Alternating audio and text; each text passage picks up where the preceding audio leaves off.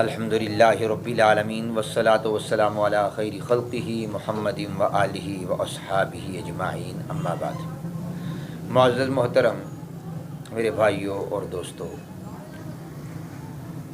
قرآن مجید کی چند منتخب باتوں کا آپ حضرات کے سامنے ذکر کرنے کا ارادہ کیا ہے۔ دعا فرمائیں کہ اللہ تعالیٰ استقامت کے ساتھ اس مبارک عمل کو جاری رکھنے کی توفیق عطا فرمائے۔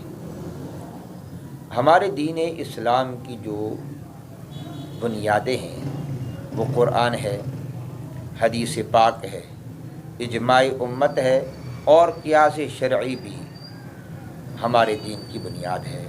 بہت سارے ہمارے مسائل قیاس شرعی کے ساتھ ہی مجتہدین اخذ فرماتے ہیں۔ ان تمام کا منبع اور سرچشمہ قرآن مجید ہے۔ قرآن مجید علوم کا سمندر ہے۔ اس کی تہ تک پہنچنے کا کوئی دعویٰ کر لے، این خیال استو محال استو جنو۔ بہرحال قرآن مجید آج تک محفوظ ہے اور قیامت تک، بلکہ جنت میں بھی قرآن ہوگا۔ اس کی وجہ حفاظت کیا ہے؟ باقی آسمانی کتابیں تورات ہے، انجیل ہے، زبور ہے، انبیاء کرام علیہ السلام کے صحائف ہیں، وہ تو تبدیل ہو گئے ہیں، ان میں تحریف آ گئی ہے۔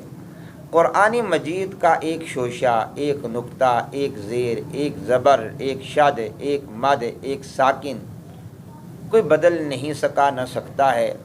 جس طرح حضور اکرم صلی اللہ علیہ وسلم امت کو دے کر گئے ہیں، اسی طرح انشاءاللہ قیامت تک رہے گا۔ آخر اس کی وجہ کیا ہے؟ اس کی دلیل کیا ہے؟ علماء کرام جو دلیل پیش کرتے ہیں میں ذکر کر دیتا ہوں۔ قرآن مجید کی ایک آیت مبارکہ اس پر ایک واضح دلیل ہے۔ انا نحن نزلنا الذکر و انا لہ لحافظون۔ اس ذکر کو ہم نے نازل کیا ہے اور ہم ہی اس کی حفاظت کرنے والے ہیں۔ اب یہاں ایک اشکال ہو سکتا ہے کہ یہاں قرآن کا ذکر نہیں، الذکر کا ذکر ہے، الذکر کا لفظ ہے، تو اس سے قرآن آپ کس طرح مراد لیتے ہیں؟ ہم نے جو اساتذہ سے جواب سنا ہے وہ میں ذکر کر دیتا ہوں۔ اساتذہ کرام فرماتے ہیں قرآن مجید، اس کے نزول کے لیے دو لفظ استعمال ہو رہے ہیں، ایک انزال، دوسرا تنزیل۔ ان دونوں اعتبار سے قرآن مجید کا نزول ثابت ہے۔ تنزیل کہتے ہیں تدریجاً کسی چیز کا اترنا، انزال کہتے ہیں دفعتاً واحدتاً کسی چیز کا نازل ہونا۔ قرآن مجید لوح محفوظ سے آسمان دنیا پر بیت العزہ پر اترا ہے یک بارگی۔ انا انزلناہ فی لیلۃ القدر میں اسی کا ذکر ہے، اور پھر آسمان دنیا سے میرے آقا حضرت محمد صلی اللہ تعالی علیہ وسلم کے دل مبارک پر جو اترا ہے وہ 23 سال کا عرصہ لگا ہے۔ تو یہاں نزلنا کا لفظ ذکر ہے۔ باقی جو کتابیں ہیں، تورات ہے، زبور ہے، انجیل ہے، وہ ان میں انزال ہے، وہ یک بارگی اتری ہیں تدریجاً، اور تنزیلاً اگر کسی کو نازل ہونے کا شرف حاصل ہے تو وہ صرف قرآن مجید ہے۔ تو لہذا نزلنا کا لفظ بتا رہا ہے کہ یہاں الذکر سے مراد قرآن ہے۔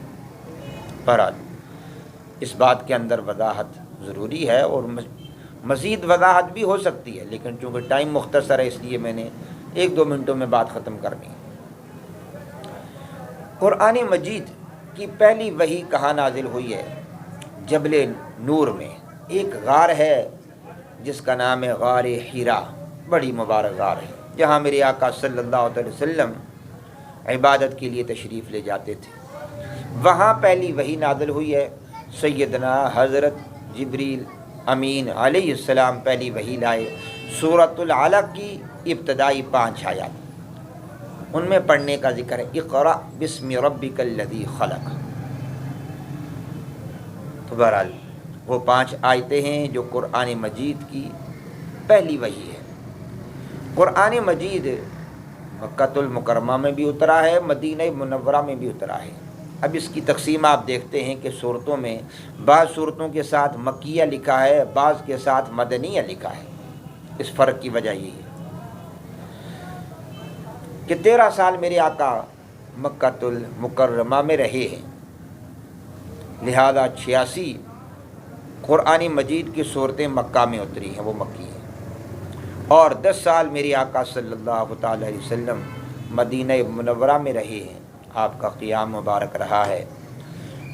تو ان 10 سالوں میں جو 28 صورتیں اتری ہیں وہ مدنیہ کہلاتی ہیں۔ ہمارے حضرت، ہمارے استاد حضرت مولانا نور اشرف صاحب دامت فیوضہم مکیہ مدنیہ کی ایک تعریف جامع فرمایا کرتے تھے، فرماتے اور تعریفیں بھی ہیں جامع تعریف، کہ وہ صورتیں جو ہجرت سے پہلے نازل ہوئی ہیں انہیں مکیہ کہا جاتا ہے، اور جو ہجرت کے بعد نازل ہوئی ہیں انہیں مدنیہ کہا جاتا ہے۔ تو بہرحال آپ حضرات سے گفتگو ہوتی رہے گی، امید ہے کہ آپ حضرات خندہ پیشانی کے ساتھ اس گفتگو کو سماعت فرما کر اگر مناسب سمجھیں گے تو شیئر بھی فرما دیں گے، ثواب مل جائے گا۔ اللہ تعالیٰ مجھے اور آپ کو قرآن مجید کی نسبت عطا فرما دیں، اس سے گہرا تعلق عطا فرما دیں، قرآن مجید کی تلاوت مرتے دم تک عطا فرما دیں، اور قبر میں بھی حشر میں بھی قرآن مجید کا ساتھ اور قرآن مجید ہمارے حق میں حجت ہو جائے، اس کو ثابت فرما دیں۔ وآخر دعوانا ان الحمد للہ رب العالمین۔